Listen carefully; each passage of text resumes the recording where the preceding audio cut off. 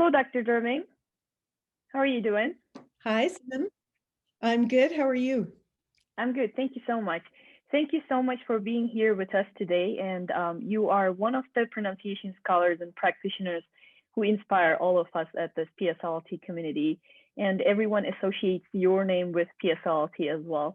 So therefore, I would like to ask you a couple of questions on behalf of the PSLLT community so that we see how PSLLT affects your life or what your reflections are about PSLLT.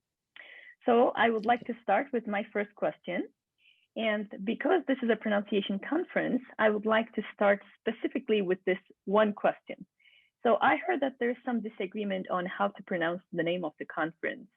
So what do you think about this? How do you pronounce the name of the conference? Well, I say PSLLT. And I don't think it's so much as of a disagreement as a dialect difference, because nearly all Canadians and a lot of people from other places as well call it PSLLT. It's very efficient. 2 syllables instead of 5. That sounds right. Thank you. So what does PSLLT mean to you? Why is it important for you? Well, I think it's really important in that it has created a pronunciation community. And I think we all owe John Levis a debt of gratitude for that, because with the start of PSLLT, or as he likes to call it, or PSLLT, as I like to call it, it's really brought people together, and it's a place where people can discuss things that are really of interest to them. But before that, there were people working in isolation, and this way we do have a really close sense of community. Right, that is definitely true. And what are some things that you get out of the PSLLT conference as an already accomplished scholar in the field? Well, I find it really stimulating to hear what other people are doing, and it helps trigger new ideas for new directions. So, from my standpoint, I like going because I really like to hear all the new innovations that people are coming up with. Right. Yep. That's a good occasion to learn all of those, right? So what are the highlights of the conference for you so far? Any remarkable memories, anything like that? Well, every conference has its own charms, and I've been to most of them, and I've enjoyed all of the ones that I've been to. In the early days at Ames, there was only one room, right? We were all together. So every talk was attended by everyone.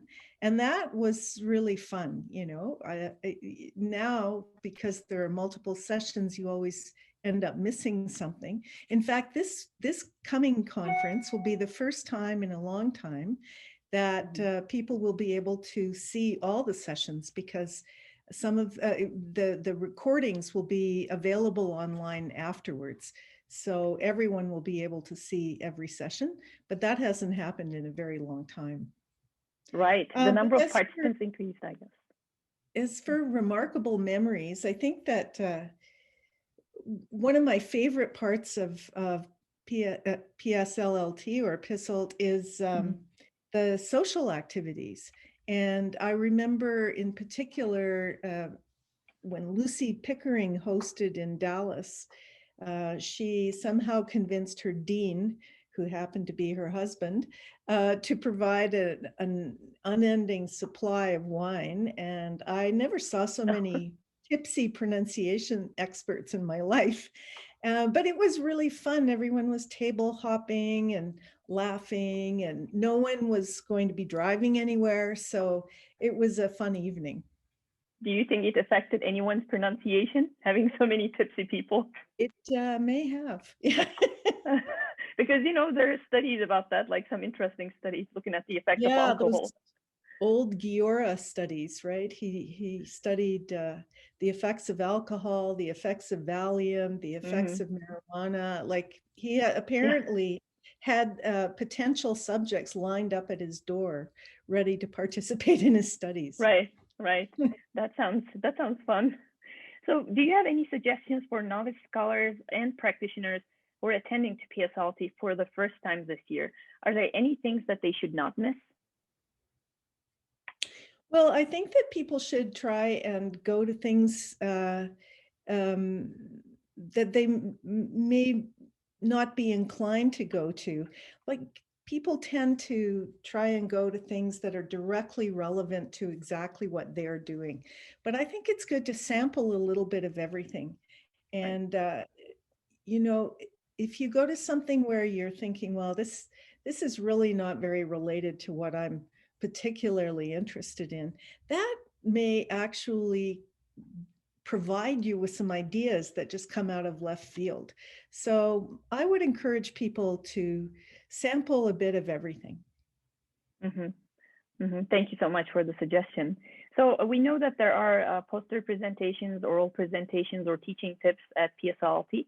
Do you have a favorite session type among all these? Well, I like all of them and I go to all of them. But I think that the poster sessions are things that people may be less inclined to go to. But the poster sessions at PSLLT are not like at some other conferences because, you know, at some other conferences, sometimes the poster sessions is viewed as something a bit lesser. But that is not the case here. For us, the posters tend to be things that are a little more niche.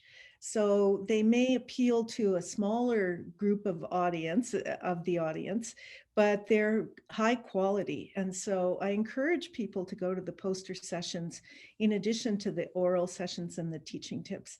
And I think that, you know, it's important for researchers to go to the teaching tips and for practitioners to go to the oral presentations, because I think both groups can be informed by each other. And that's the real genius of PSLLT, is that it brings practitioners and researchers together. Right. We have seen many teachers who enjoyed those teaching tip sessions so far as I remember. Thank you so much. Is there anything else you would like to say? Well, I'd like to give my kudos to Ron Thompson, who is the primary organizer of this conference. You know, Ron and Andrew Lee and I had offered to do the conference last year, and we had it all planned. We applied for a grant. We had the plenary. We had featured speakers. We did all sorts of things. And then it was canceled because of the pandemic. And Ron really wants to have that same conference next year in person. And, you know, he spoke to all the participants and they agreed that they would come and take on those roles next year. So we decided, though, that there needed to be something this year. And so our conference is themeless. We don't have a theme. We do have featured speakers and we have a plenary, but the conference is really the generic PSLLT this year. And I think it's really great that Ron agreed to take this on, because that means he's doing 2 back-to-back. Now that's not unprecedented because John Levis has done back-to-back conferences, but still it's a big commitment. And so I'm really, really pleased that he offered to do it. And you know, I think it's going to be a really good conference. So I hope people will come and that they go to all the events. Well, thank you very much for this lovely interview. It was great to hear your experiences of PSLLT. We're definitely looking forward to seeing you at the virtual PSLLT conference. Well, I'll be there. Yeah. See you there. Well, see you there. Bye. Okay, bye.